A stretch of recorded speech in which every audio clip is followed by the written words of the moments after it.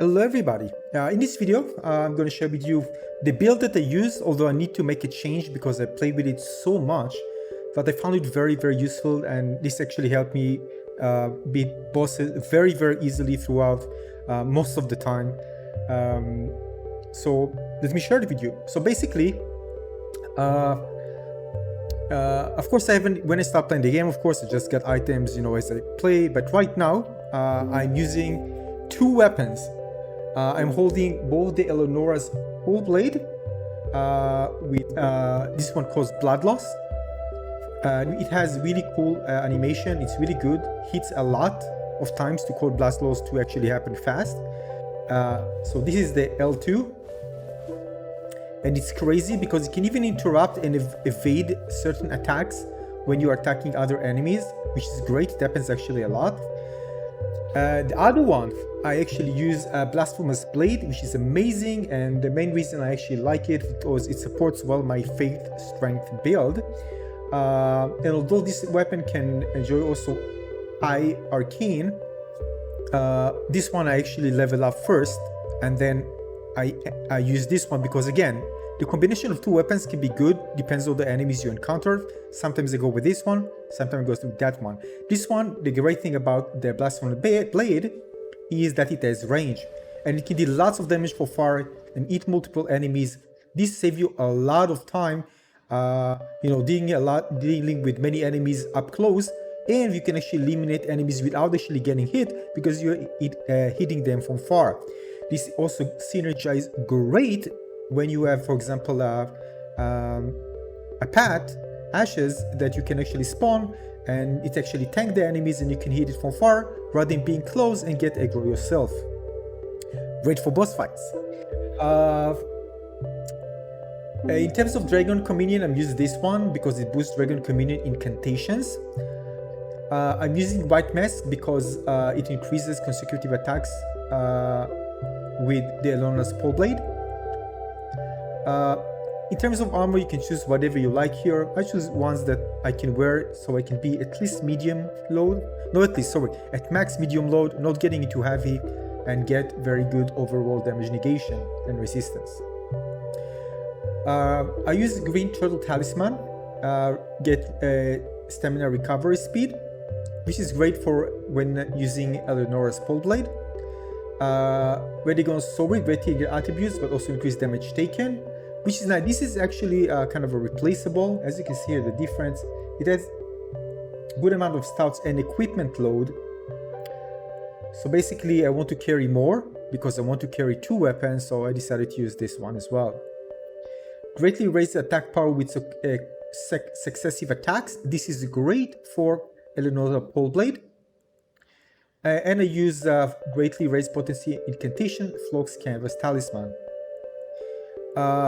Here I use, in my flask, I use temporarily boost successive attack power and significantly negate damage received. In terms of pets, I'm kind of a mixed match between those three, depends of course on the fight. Now in terms of incantations that I'm going to show you, and of course we can choose the ones that you think are the best for you. The one that I use the most is the Execus Decay. Super strong, although you can't use it on the horse. The cheaper version you can. It's absolutely massive. It's insane against bosses, make things so easy, very powerful. This one you can ignore. This one I use to alleviate buildup and cure poison. It happens to be, as I travel some area that can really help. This, by the way, I didn't use this for the last boss. And I use Golden Vow, increase attack and defense for self and allies. And also, I don't have right now, I also use healing incantations as well.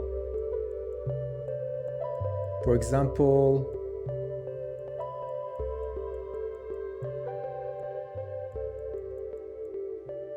this one heal HP self and nearby allies, but you can use other ones that consume more mana, more FP, but heal you longer, more.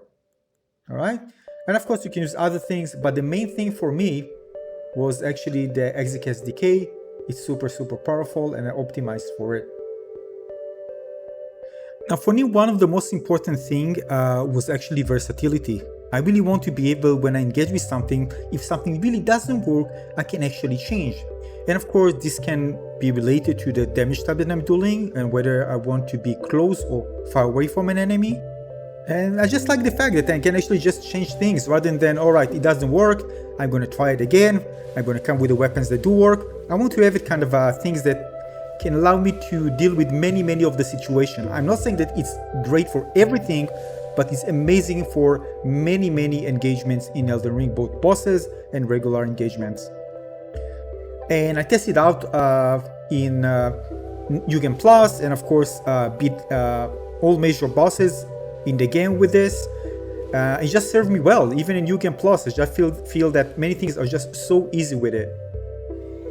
Now in terms of flasks, I kind of go half and half because again, I don't use anything that reduces FP consumption, so I need that extra to be able to use it. Many of the things that I do use actually consume FP, especially when I use the L2 abilities for both of the weapons, and of course, let's not forget the incantations. And keep in mind the Execus Decay, the incantation you see here, it actually causes damage over time. So there can be situations where you can deal damage and it stacks up and become even stronger the more you actually do it. It can be a situation where you just let the enemy just die from the damage over time and instead of actually engaging with it. And it's also great when we are dealing with many enemies, and as I mentioned, when you use your summon, if you decide to use a summon, you can use it to tank an enemy and use this incantation. I use it in many of the tough boss fights, what many call tough boss fights, and many call it like cheesing, because it's just so easy when you have something to tank and you use this incantation. It absolutely melts many of the top tier bosses in the game. So the ability to have a range, close combat, and as you know, blood loss is one of the strongest, if not the strongest thing in the game, and it just works so well against so many enemies. But sometimes you want to keep your distance just in case. I'm going to show you soon a battle which I did, and I told myself, you know, well, is it be better if I use my Blasphemous blade instead of the blood loss? It actually worked better because it dealt so much damage, and because that type of weapon dealt extra damage for this particular enemy. So let's take a look. Alright, let's take a look at this boss fight, mini boss or whatever enemy. As you can see here, I'm using my bloodlust weapon, the Eleonora's Poleblade, Twin Blade. As you can see, the reach is crazy. It allows you to close on enemies, even evade some of their attack, or even most importantly, I think, is interfering with their attack. Because you can actually close on them fast and use your attack. And I break their pose, by the way, very fast with this as well. But there's some time I decided, wait a second, let's go with easier mode, right? Let's change a weapon during the fight and use the Blasphemous blade. And it's going to deal lots of damage. Look at that, crazy damage. Like quarter of his health just gone. It's insane. And from far away, and just turned out to be so easy with this weapon. Done. And this one works against many of the infamous enemies in the game. For example, Juno Oslo. Remember this one? So it was just a walk in the park, but just using the Blasphemous blade. Before that, I kind of played around with him, but with the Blasphemous blade, it just was a walk in the park. Insane amount of damage. Even if he can evade a few enemies and heal, doesn't matter. I'm going to do so much damage. When he closes on me, he's going to get damage so hard. And of course, imagine that if you use a summon in any fight that actually allows it, it just turns out to be so easy, because then you're not actually getting hit. You can focus on dealing damage. You can break the pose very quickly because you not need to stop, and you have time, of course, to regen your stamina and continue dealing damage, or just stay far, use the incantation, or use the damage, the skill of the Blasphemous blade again to deal very high damage from far.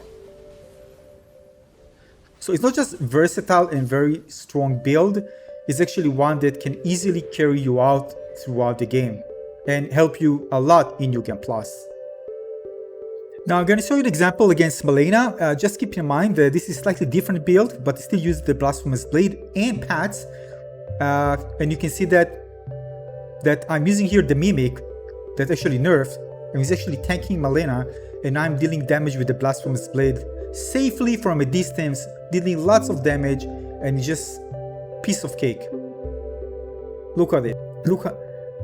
I don't need to worry about anything. I'm just staying far, super safe, and I have range not to get the aggro at all. Of course, keep in mind that you can actually change, for example, the talismans to match things that you see yourself actually using more. But I try to balance things out so everything kind of get nice, amount of attention, so I can actually know that if I'm using, for example, incantation, I get good damage. If I'm using the Eleonora's Poleblade, I get good damage. If I use the Blasphemous Blade, I get good damage. A very good fake strength main build, but keep in mind I also invested later on in Dexterity as well and in Arcane to balance things out. So the idea is not to maximize something, but try to create a fun, versatile build that can withstand many type of situations without actually needing to try something again because, well, you came with the wrong build. So as you can see here, I don't actually need better armor because this is a safe build and actually gave up a bit in favor of carrying more things for a more versatile weapon. Some want to be more durable, carrying a shield, having a really strong armor set. But for me, I just kept things balanced well in favor of versatility. And I really enjoy playing with it, that's the thing. Before that, I tried many things, but playing with this one just felt so much fun. Yeah, so that's the build. It served me so well and still serving me so well, and I just don't need to really change things. Sometimes I can activate something from the inventory to get that extra, you know what I mean? But overall, it just served me so well. And what I use is still not upgraded completely. I can still upgrade, for example, the Eleonora's Poleblade, which I'm going to do plus 10 to get that extra juice, and of course investing more in Arcane to get that blood loss build up faster, which I can if I increase my Arcane. So that's it, that's the build. I hope you enjoyed this one. More coming, so make sure to subscribe, check my other guides on my channel, everything Elden Ring. I see you on the next one. Thanks for watching. Cheers.